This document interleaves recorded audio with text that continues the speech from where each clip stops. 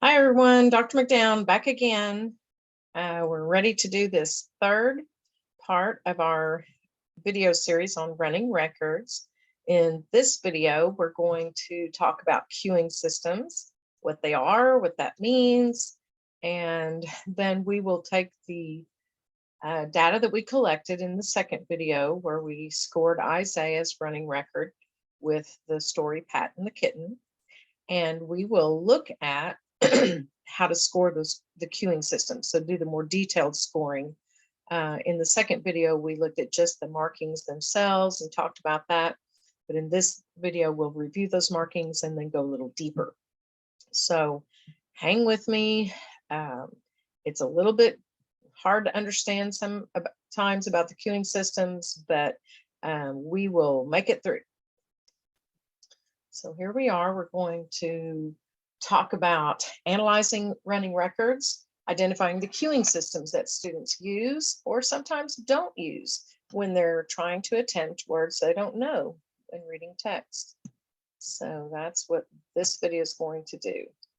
When we talk, this is basically the qualitative analysis. The quantitative analysis is where we figure out, the words correct per minute and their accuracy rate and all that kind of thing, which we will talk about. But the qualitative analysis is a little bit more difficult. It's subjective at times. Remember that the running record is a formative assessment, so it's not a standardized test. So there is a little bit room for interpretation.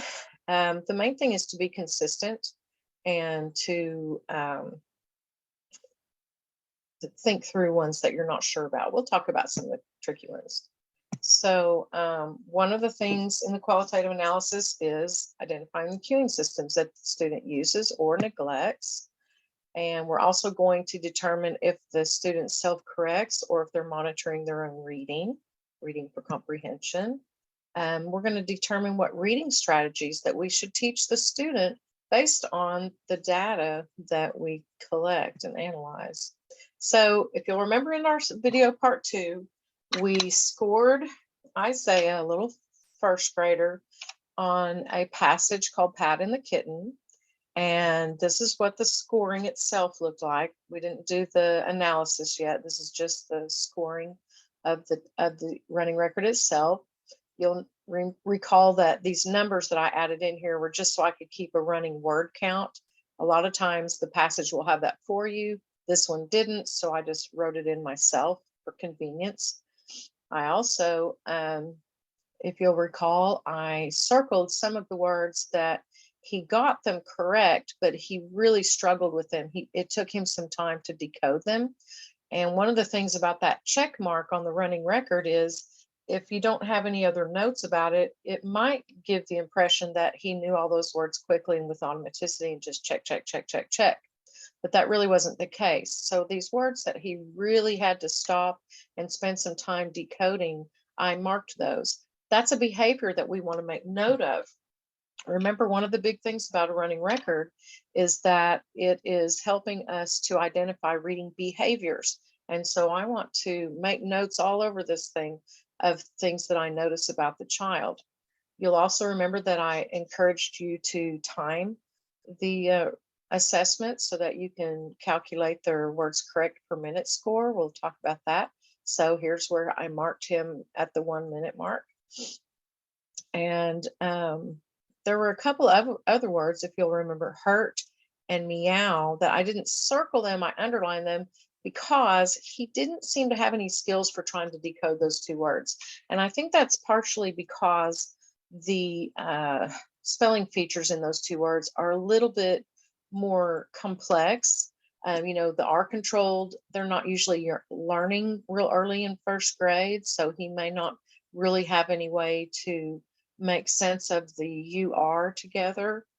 And then the meow, you think about it, when they do start learning words with the two vowels together in the middle, the typical rule is that two vowels go walking rule. The first vowel is long and the second one is silent.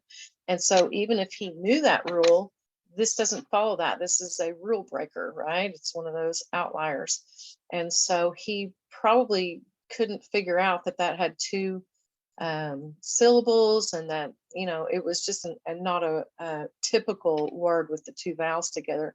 And, we could make a case that he also maybe could have figured out by thinking about meaning. And he didn't really seem to think about what made sense and start with an M or whatever. So kind of showing us something he didn't do, even though he couldn't figure out how to decode the word. It seems like maybe if he'd gone back and thought about it, what does a kitten do when they give a happy what? I don't know. Meow seems like a normal thing cats do. So anyway, but this is how the scoring was. I'm not going to go over that again. Remember that we did line by line so that we could tell check marks mean they read accurately. And then you remember whatever the student puts on top is what the child said.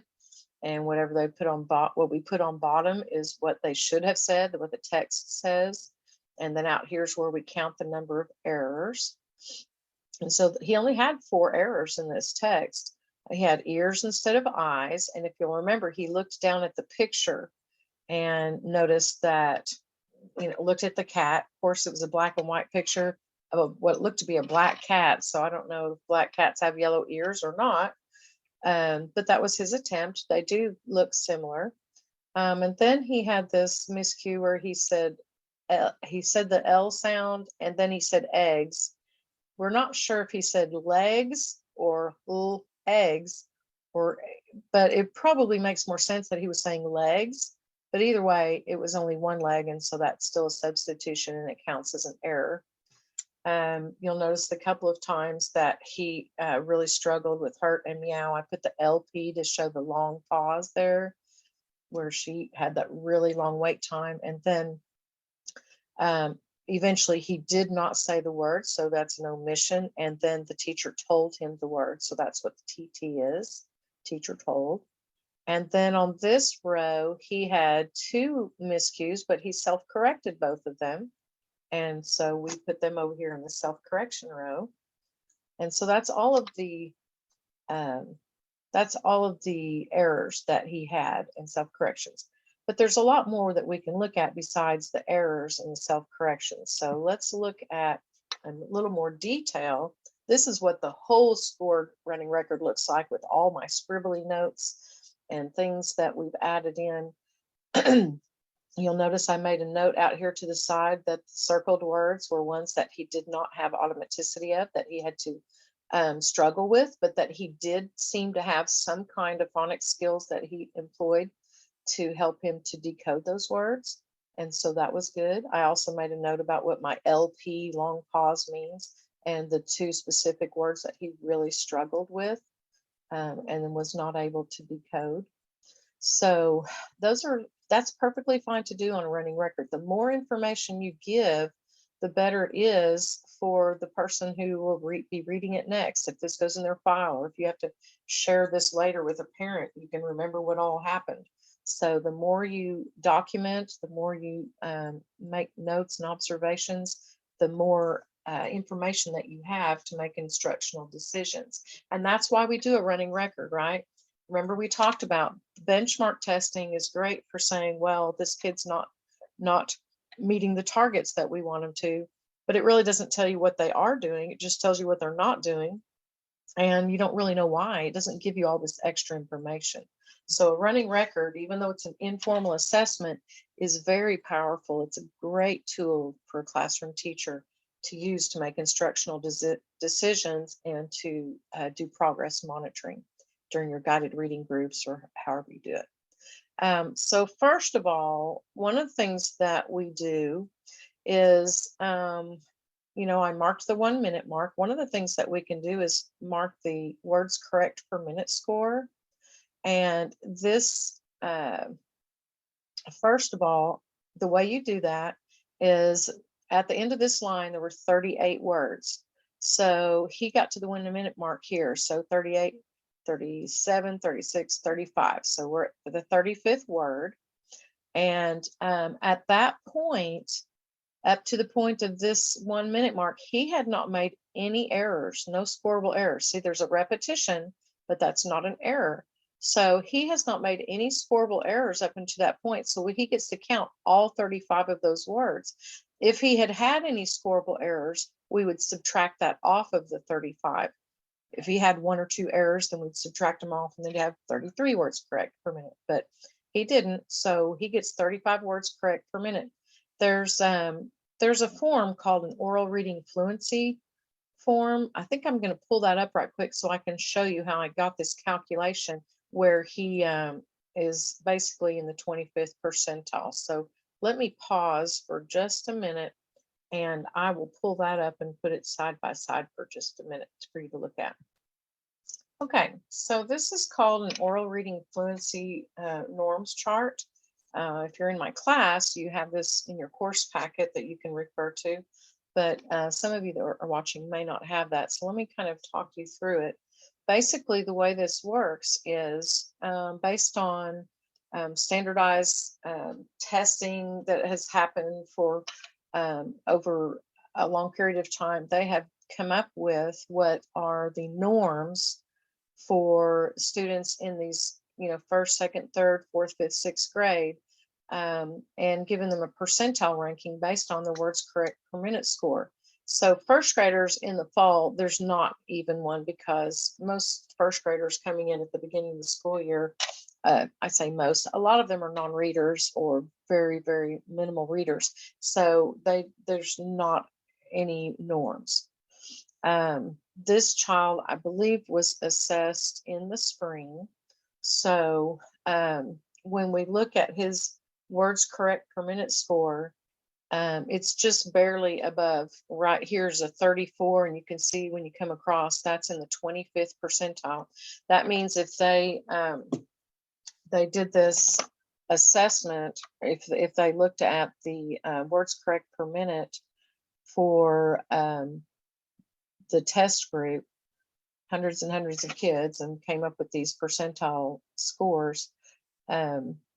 If a student in the spring, in other words, at the end of first grade, almost a second grader, 25 out of 100 would score at the 34th percentile. And Isaiah scored 35. So we're going to call that the 25th percentile. That means that 75 students out of 100 would score, well, 75% would score higher than him, and 24% would score lower than him, essentially, if you understand how that works. So obviously, the 50th percentile would kind of be right in the middle of the average, and that would be 60, which is almost twice what he got. So it doesn't appear that his words correct per minute score is really on target for what we would like. Now, if it was winter, like midway through the school year, like Christmas break kind of time, and he was getting a 35, that would put him a little bit above the 50th percentile. But the fact that he is still just doing 35 words a minute at the end of the school year, almost in second grade, that's a little low. And so that would be one area that we would want to address working with Isaiah, is the fact that even though he has high accuracy, it looks like, he doesn't really have good automaticity. Well, he doesn't have a strong rate. And part of that could be some of those words that he did not have automaticity with that made him struggle. And so anyway, that's how that works. That's called an ORF norms, or oral reading fluency norms. And that kind of helps us to see how they measure up with other students their age. So he's a first grader, he's at the end of first grade, and he's not really performing where we would like to see them, which would be at least, the 50th percentile, probably more ideally in the 75th percentile on that. But at least you would want average, and he's well below that. So that's kind of how that works. Let me pause and I'll get back to where we were in the PowerPoint. Okay, so that's what we can learn about the words correct per minute score. That tells us one piece of information about Isaiah is that we need to help him to build up his rate. And one way that we can do that is to have him practicing with independent level text, easier level text that he can read more rapidly and with more automaticity, and that will actually help him build up his rate. So it's good to have that information. Otherwise, we might think, well, he didn't make very many errors, so he must be doing great. And he did, but this is an area that we can see he could use some improvement. Well, so next, let's talk about the accuracy, okay? We noticed that he made 4 errors total that were not self-corrected.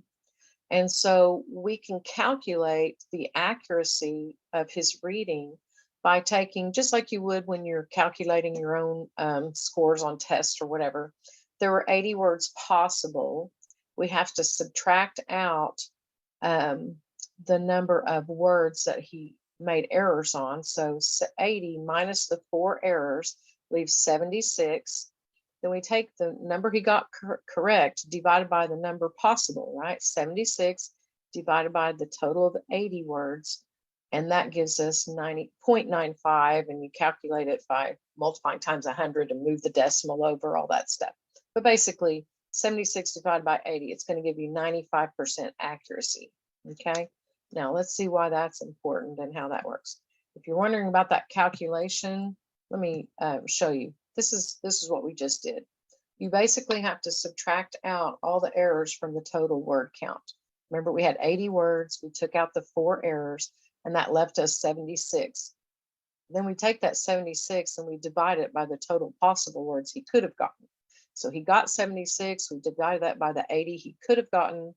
And then in order to bring it from 0.9 over to a percentage, you know how in grade school you learned how to do that, right? By multiplying times 100. So that means 90% in this example. So for his, the 96 divided by, the 76 words divided by 80 words gave us 95%, 0.95 or 95% accuracy. And go back again. When we talk about accuracy, there's a kind of a general rule of thumb that when we're talking about accuracy only, that anything that a child can read with 95 to 100% accuracy, we call that their easy reading level or their independent reading level.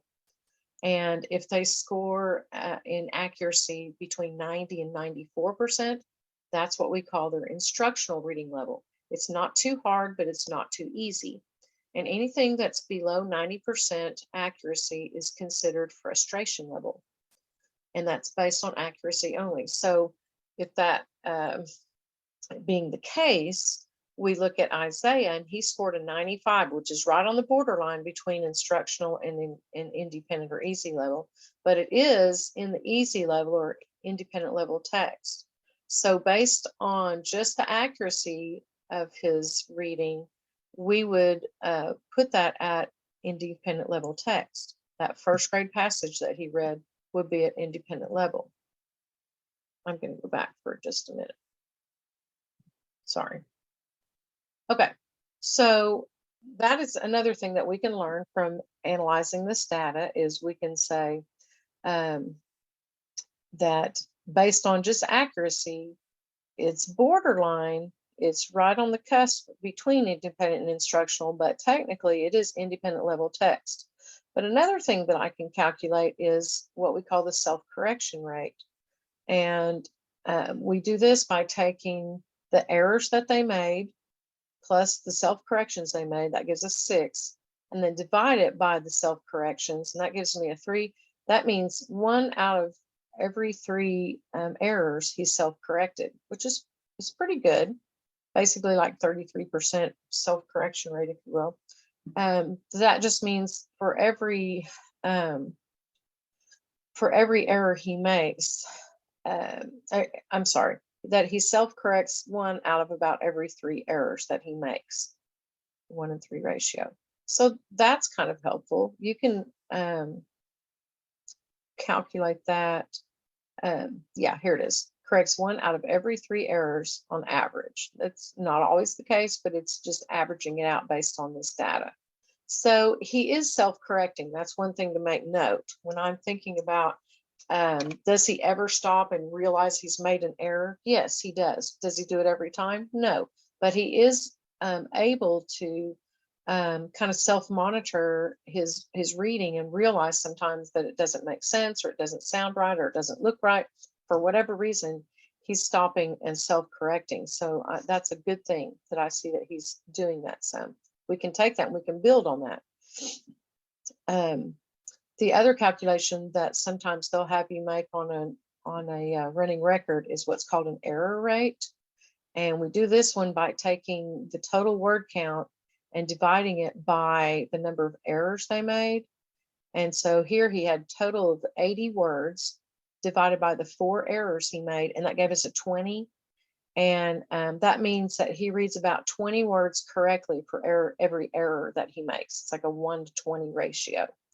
So that's what the error rate is. If you see that on a running record form, they're just asking you how often is he making an error and how many words is he reading correctly before he makes an error. And on average, he'll read about 20 words before he makes an error.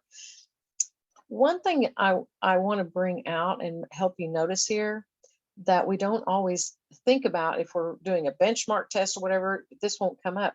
But did you notice how he read really accurately for like almost 5 rows of the story? For the first minute of the text, he did not make any errors. Did you notice that? See how accurate he is? And then he has that one little error and then still accurate.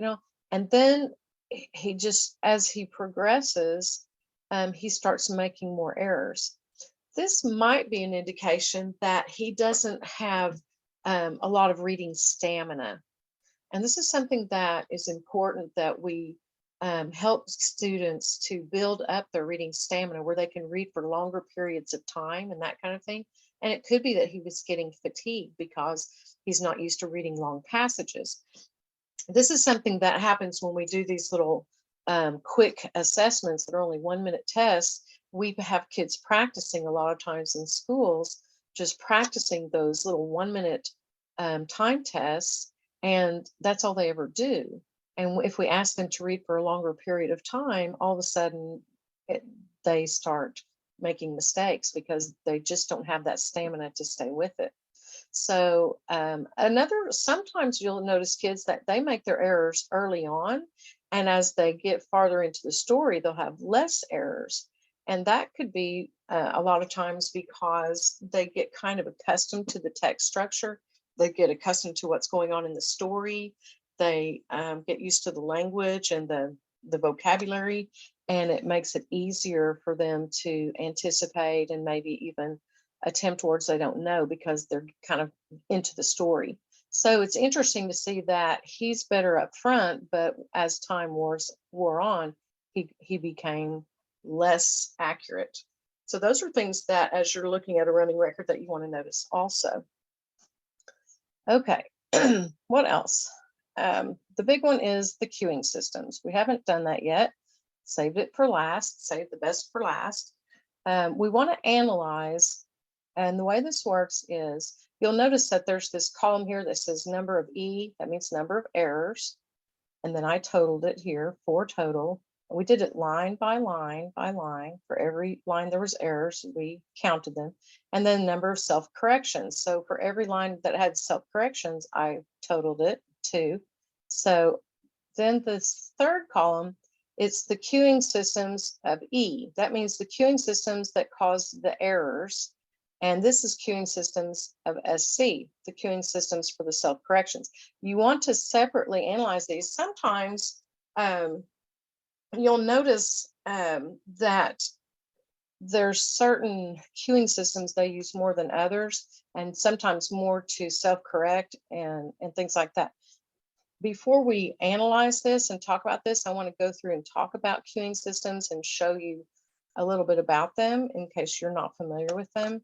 I know for my students, we have a separate little video that talks about queuing systems. So you may have already read about it in the textbook, but just in case there's someone watching that is not familiar with queuing systems, let's jump to that for a minute and talk about that. And then we'll come back and talk about how to score it. Oh, my next slide has this question. What about comprehension? You might have been thinking that. Remember we talked about in our first video on running records that the running record is not designed to be a comprehension measure, although it can be. You can informally assess that by just asking them some comprehension questions, asking them for a retell. Basically, you could say, ask for a retell, and if they cover the who, what, where, when, why, how, basically that would be like strong comprehension, right? So it is a great question, and that's how I would answer that. It's not really designed to be a comprehension measure, but you can do it.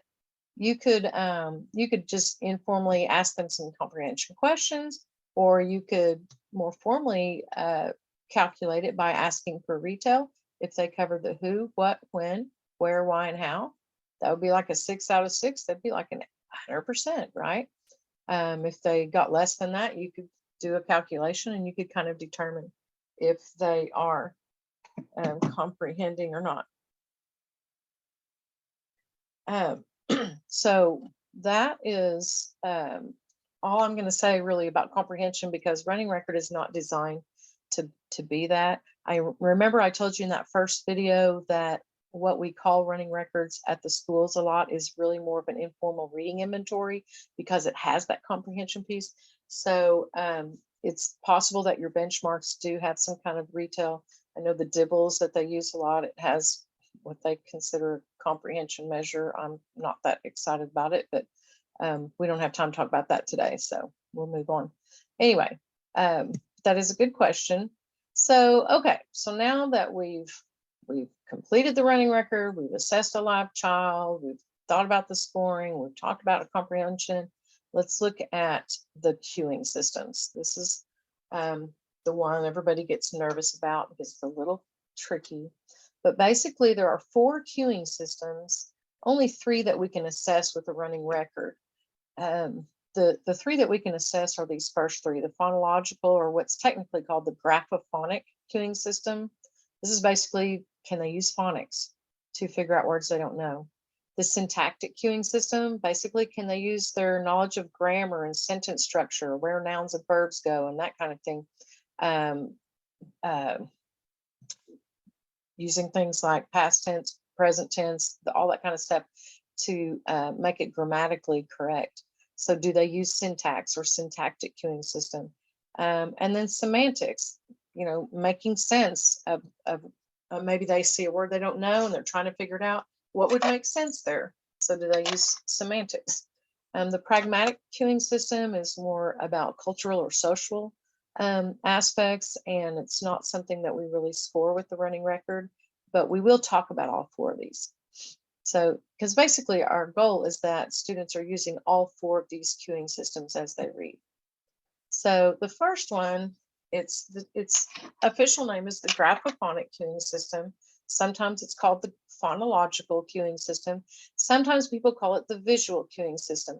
Be careful not to confuse that with looking at the pictures or looking down at the pictures in the story, because that's not what it's talking about. Basically, it's using their phonics. And so if they're reading and they're using the graphophonic queuing system to make attempts at words they don't know, or just reading and they're miscuing and all, it might be a word they think they know and they miscue it. It might be they say ball instead of bell. They might say something like letter instead of lettuce, caterpillar for catalog, things like that. You can tell that they're visually similar. This one's really close. There's only the vowel difference. And this one, the first part of the word is similar. And if a child's not looking fully at the whole word, they might see the first part of it and assume the first word that pops into their head. And again, like caterpillar is a really long word. So things like that. Catalog's a long word. And so they might think caterpillar. So when they're using the graphophonic queuing system, it literally means that the substitution they make, like caterpillar instead of catalog, it looks very visually similar, like the letters or the sounds that the letters represent are close enough that you can tell they're kind of using their phonics to attempt a word or to miscue a word. And sometimes you'll even see a pattern. One thing that's really common with early readers is like with those short words like CVC words, they're liable to get the beginning sound and the ending sound, but miss the vowel in the middle. And you'll see a pattern of behavior where they're almost getting the word, but they miss the middle vowel every time, so they don't quite get it. Or you might see a pattern of behavior that when the words are longer, that they'll get the first part of it, and it'll be some word that has that first part, but it won't be accurate because they're not looking fully through the whole word, things like that. So a lot of times we can learn a lot about what they say, and that's the advantage to a running record over, say, a Dibbles test or some kind of benchmark test, is they just mark it wrong. Nope, they didn't get the word, they mark it wrong. But here we see what they actually say, and we can look at why they're saying it, and gives us a lot more information. Again, don't get confused. Just because the acronym visual cueing system is often used, it doesn't mean they're looking at the pictures. It literally means the word they say looks very visually similar to the word they should have said. Okay. And the second cueing system is called the semantic cueing system. And sorry, I had to put this little cartoon in here. It was too funny. I couldn't resist. I'll zoom in so you can see it. See the boy's caught cheating by the teacher. So he's in detention now.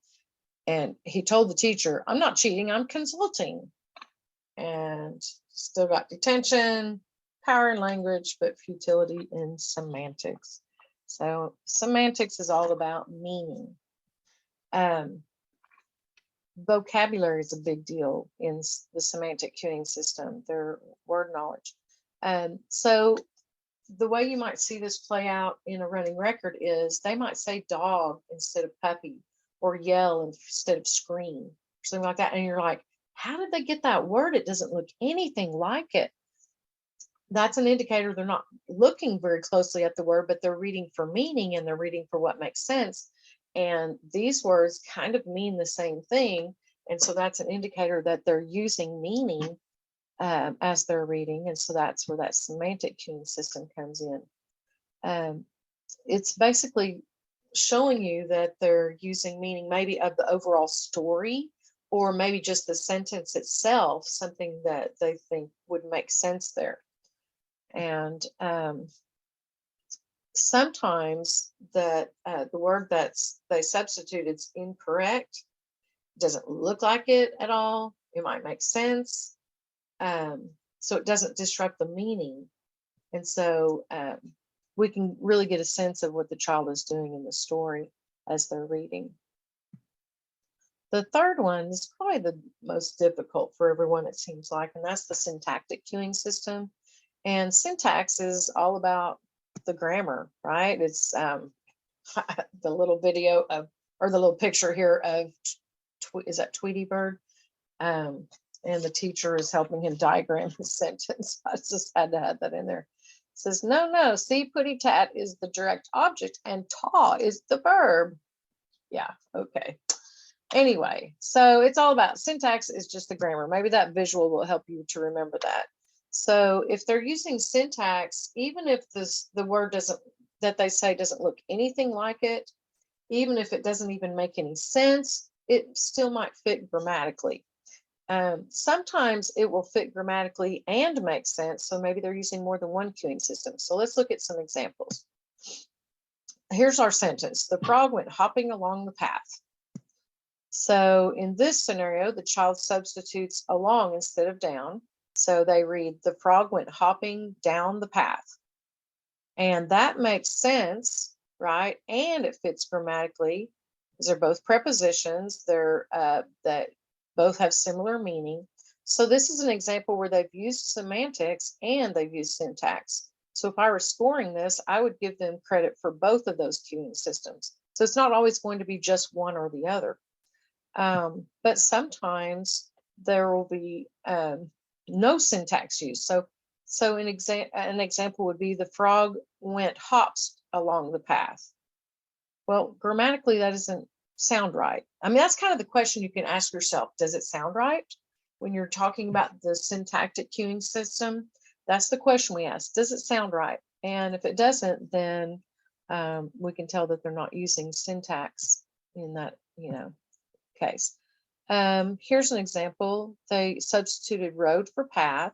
So the frog went hopping along the road.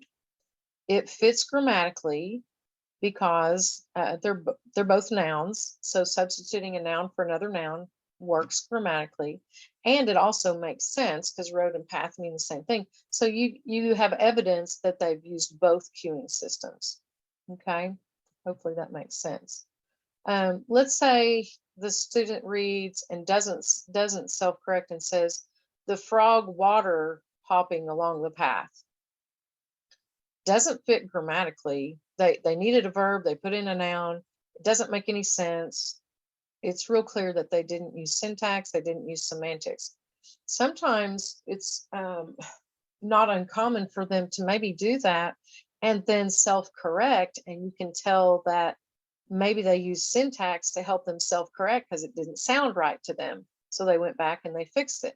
So one thing to keep in mind is you can only analyze a cueing system up to and including the error. So you can't count against them things that came after the error in the story because they haven't got there yet. So I have to be careful about that also. The fourth cueing system, remember, this is not one that we analyze for cueing systems and running records, but it is a cueing system that we teach students to use. And it basically is all about cultural, ethnic, geographical types of things. So I'm just going to give you some examples. How many of you say tomato? How many of you say tomato, right? They're both correct. They're just different. How many of you say Aunt Tilly? How many of you say Aunt Tilly, right? Either one's correct. It just, the way you were raised, the part of the country you were raised in might make a difference. How many of you, and if you're an Oklahoman or a Texan, you know what Sonic is, I think. And how many of you know when you go to Sonic, some people order a Route 44 and some people order a Route 44? Technically, they're both correct. It's just which one where you grew up, which one did they kind of use, right? And here's a really popular one. How many times do we hear soft drinks report everything's a soft drink is a Coke, right? It doesn't matter if it's Dr. Pepper, Mountain Dew, whatever, it's Coke, or it's a soda or soda pop or just pop. That's kind of a cultural thing. Geographically, different parts of the country might refer to that in a different way. So those are examples of that pragmatic cueing system. And those aren't things that we analyze with the running record, but it is a cueing system. And so let's look at the cueing systems now that we've talked about these four kinds. And the way it works is on the form, every line that has an error on it, we go over to the cueing system analysis column for errors, and we just write MSV. And then we decide, we'll circle all the ones that we give them credit for. The first one that's always the easiest to analyze is, did they use the graphophonic cueing system, or what we call the visual? So we use a V for visual.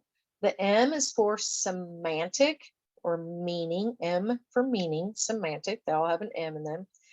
The S is for syntactic or syntax, the S, that's the grammar, right? Or sentence structure, S, that might help you remember that.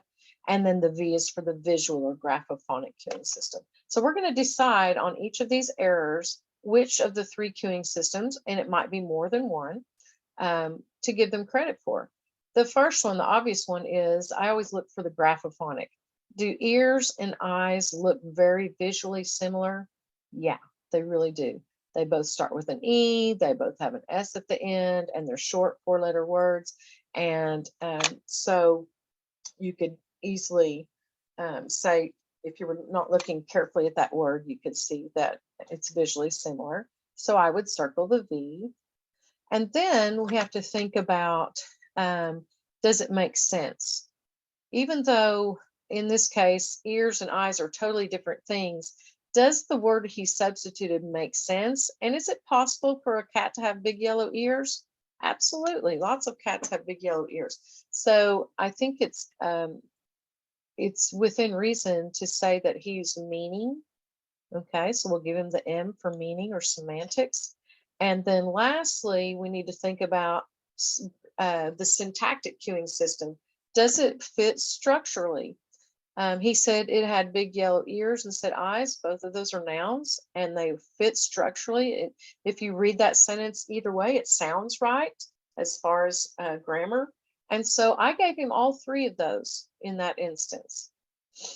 Now, on the second error that he made, where he said legs or eggs, we're not sure if he said eggs or legs, but he said legs instead of leg. Let's give him the benefit of the doubt that he said legs instead of leg. The one thing we know for sure is they look almost identical. In fact, except for the S, they are identical.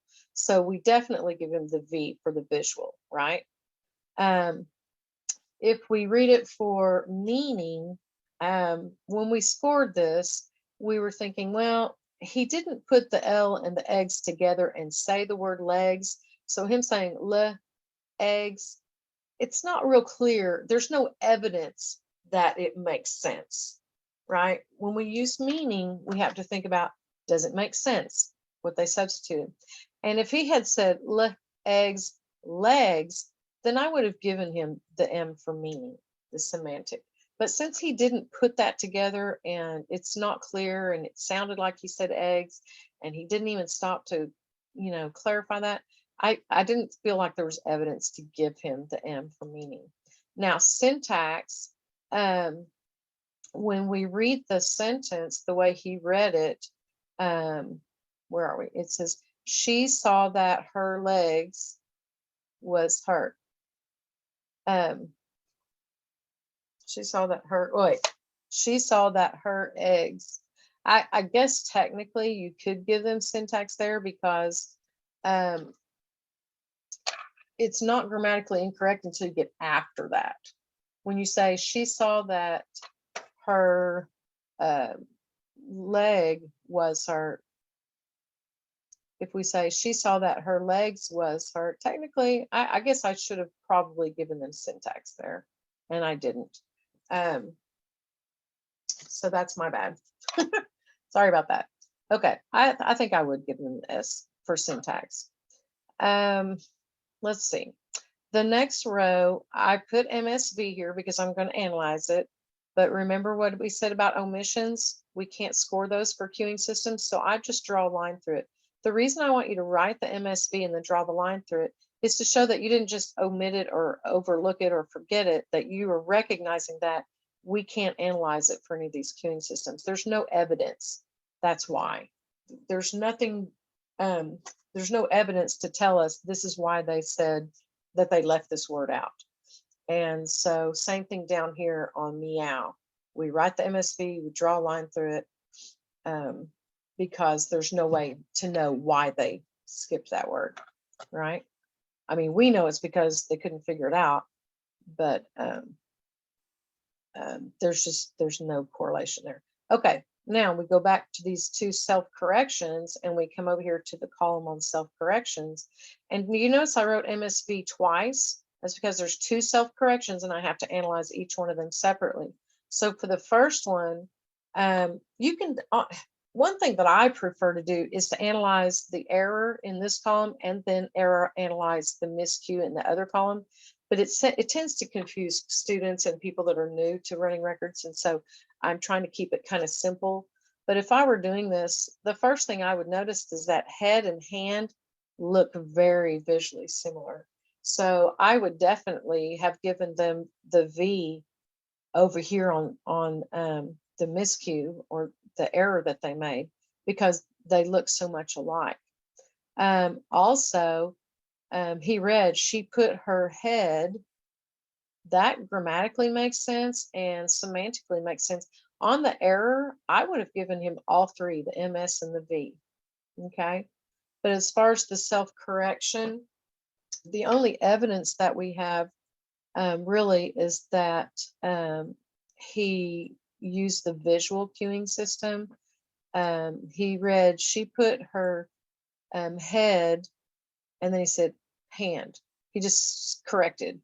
Now, if he had gone on the sentence and said, she put her head on the kitten's soft black fur,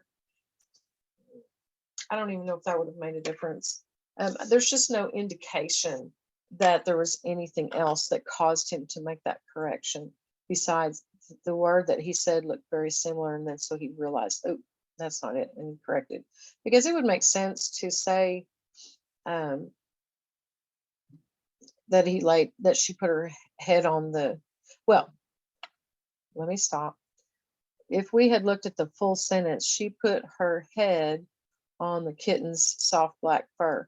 I mean, she might have leaned down, put her head on there, snuggled with it. So those things are reasonable, but he didn't read any of that part yet and then go back and self-correct. He immediately self-corrected. So the only indication is that probably he looked more carefully at the word and realized that he had misread it and self-corrected. So that's the only thing. Sometimes it's not that he didn't do something, it's just that there's not really evidence to say he did, if that makes sense. The second one where he says kitten instead of kittens, the way he read that, she put her hand on the kitten, he stops. He thinks it's the end of the sentence, and then he realizes, oh, it's still going. And that's when he realizes, oh, there's an S there. So he was anticipating, and you could say he was reading for meaning because of what sounded right and all. She put her head on the kitten, and then he stops, and her hand on the kitten, and then he says kitten's soft black fur.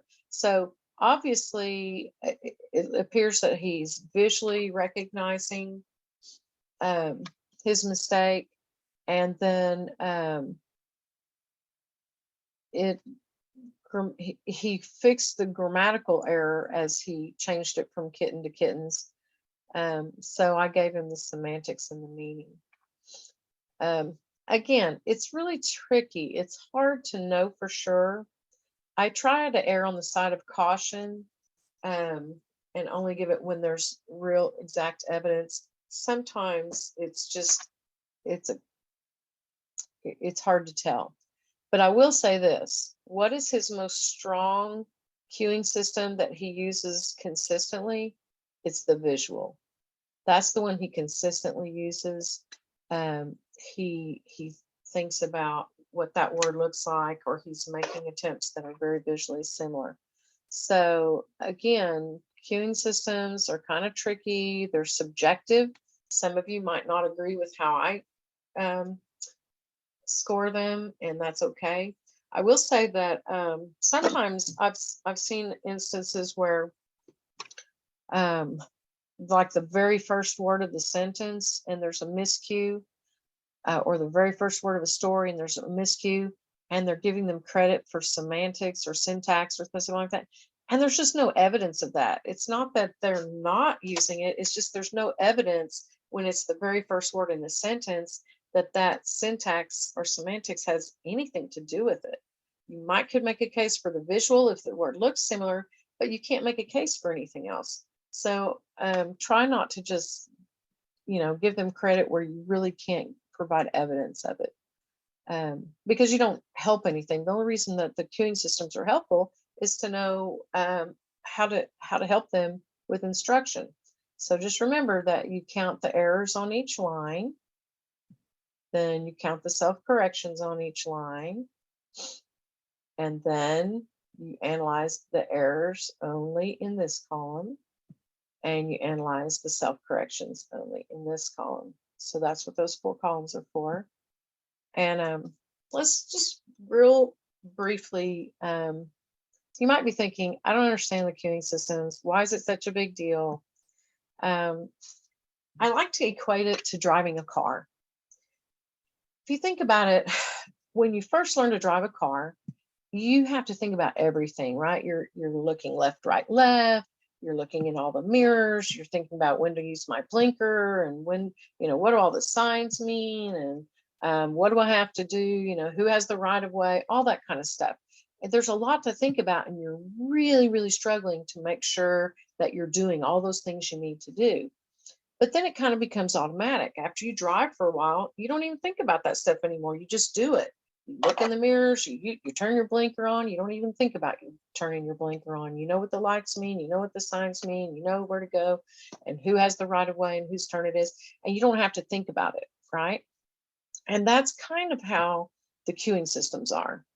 There are these things that we want students to use. We want them to, every time they're reading, we want them thinking about what makes sense, you know, what sounds right grammatically, what words make sense when they come to a word they don't know. Well, what would make sense there? You know, when they're looking at the word, we want them looking at the word and not just saying a word that makes sense but doesn't look anything like the word. We want them thinking about all those things. And when we first start out, we have to kind of be consciously doing that. We have to teach students to do that and give them practice with it. But eventually they'll become automatic at doing those things, just like we automatically know how to drive a car and don't have to work so hard at it. So that's why the queuing systems are important and why we want to see in the running record which ones they're already using and which ones they still need some help to learn how to use effectively. Okay, well, that's all there is to this video. I hope this has been helpful. Don't forget there's 3 different video sections, running records part 1, 2, and 3.